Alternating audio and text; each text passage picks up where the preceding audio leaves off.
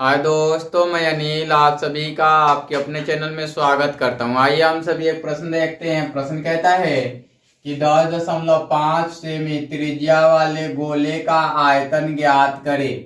Find the volume of sphere of radius 10.5 cm। मैंने आपको पीछे के वीडियो में समझा दिया है कि एक जो स्फीयर होता है अर्थात गोला होता है, गोला की आकृति जो होती है चार समकोणिक शंकु के मिलने से बनती है।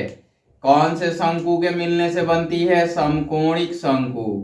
ये समकोण बनाएंगे एक दूसरे से और ये शंकु बनेंगे, है ना। ये क्या बनेंगे? ये शंकु बनेंगे। और इन शंकु के आयतन के बारे में हमने बताया था कि एक शंकु जो होता है 1/3 पाई आर स्क्वायर एच होता है।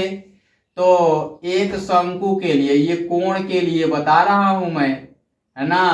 किसके लिए बता रहा हूं? एक कोण के लिए बता रहा हूं मैं। और आपको बताऊं कि ये पाई आर स्क्वायर एच यहाँ तो समकोणिक है, तो आर और ये आर, इसकी हाइट भी आर ही होगी। तो अगर ये 90 डिग्री बन जाए, ये समकोण का बन जाए शंकु, ऐसा बन जाए शंकु, तब क्या होगा? 1/3 हो जाएगा, पाई आर क्यूब हो जाएगा। ऐसे हो जाएगा इस शंकु का आयतन। अब इस प्रकार से 1 2 3 4 बन गए हैं। तो इस प्रकार के 4 हैं, तो 1/3 और गुणा कर लेंगे 4 का और पाई आर क्यूब कर लेंगे। और इधर एक समकोणिक शंकु बनाएंगे, एक समकोणिक शंकु बनाएंगे और इधर 4 का गुणा करेंगे। तो ये हो जाएगा 4/3 पाई आर क्यूब हो जाएगा, है ना। तो ये गोला बन जाएगा। क्या बन जाएगा? गोला बन जाएगा, है ना।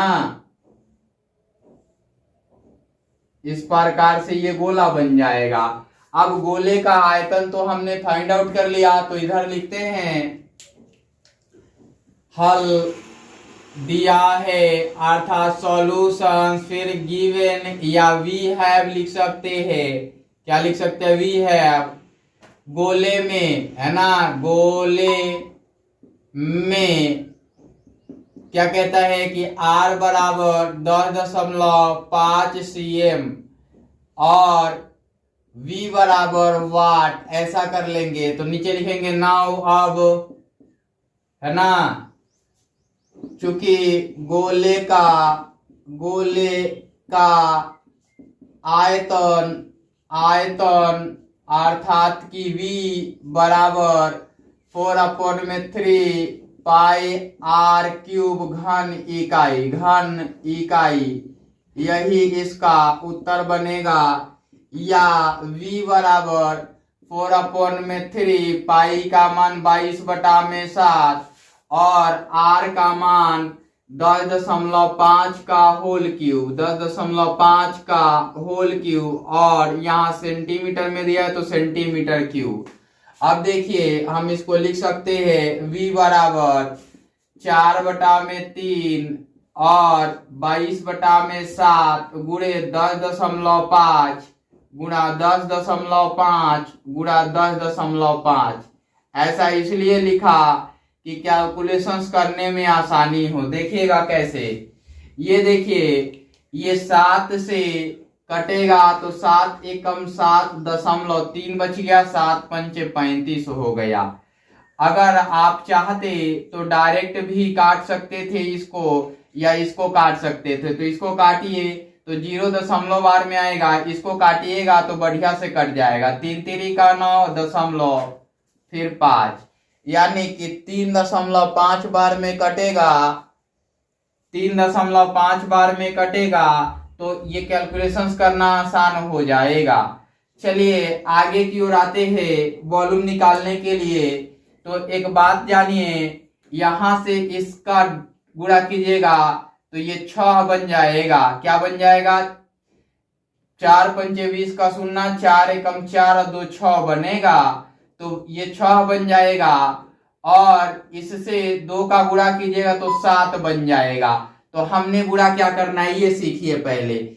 v बराबर 4 गुणे 1.5 गुणा 11 गुणा 2 गुणा 3.5 गुणा 10.5 ये करना है ताकि कैलकुलेशंस आसान हो जाए। अब देखिए हमने v बराबर लिखा, ये हो जाएगा 6, ये हो जाएगा 7 और ये हो जाएगा 11 और ये हो जाएगा 10.5। देखिए 2 स्थान तक का तो दशमलव खत्म हो गया, अब एक ही स्थान का दशमलव बच गया है, इसीलिए हमने ऐसा लिखा था। अब आते हैं इधर की ओर, मिटाने मत दीजिएगा, इधर की ओर आते हैं, लिखते हैं या v बराबर, अब देखिए गुणा कीजिए, इसको गुणा कीजिएगा तो 6 पचे 30 का शून्य, तो फिर दशमलव खत्म हो जाएगा। यहां से गुणा कीजिएगा तो 6 पंचे 30 का शून्य और 0 का 0 तो 3 हो जाएगा, 6 एकम 6 हो जाएगा अर्थात 63 हो जाएगा। और 63 में 7 का गुणा कीजिएगा, है ना, 63 में 7 का गुणा कीजिएगा तो 7 का 21 और 7 छंक 42 और 2 44, 441 हो जाएंगे, है ना। इस प्रकार से हो जाएगा। कैसे? इसको गुणा किया आपने 10.5 को किससे गुणा किया 6 से, तो आपको मिला 63 और इसको गुणा कर दिया आपने 7 से तो ये हो गया 1 और ये हो गया 441 हो गया। अब इसको 11 से गुणा करना है, दिख रहा है ना, ये वाला दिख रहा है ना, 11 का गुणा कीजिएगा तो 1 का 1 और 4 1 5 हो जाएगा, फिर 4 4 8 हो जाएगा और बच गया 4 तो 4 ही लिख देंगे तो हो गया 4851। क्या हो गया? 4851 हो गया और यही आपका सेंटीमीटर क्यूब में उत्तर हो जाएगा। यही क्या हो जाएगा? सेंटीमीटर क्यूब में उत्तर हो जाएगा आपका। इस प्रकार से आपने देखा कि आसानी से कैसे सॉल्व हो गया, है ना। ये उत्तर हो गया, आंसर्स हो गया। मैं आपको बताऊं कि इंग्लिश में लिखने के लिए ये सब तो हो गया, लिखेंगे volume of sphere, the volume of sphere, तो वॉल्यूम ऑफ स्फीयर, है ना। रेडियस तो जानते ही है, ये आर रेडियस हो गया, वॉल्यूम फाइंड आउट करना है और v लिख लेंगे, फिर इतना कैलकुलेशंस करेंगे, फिर ये वाला आंसर आ जाएगा आपका।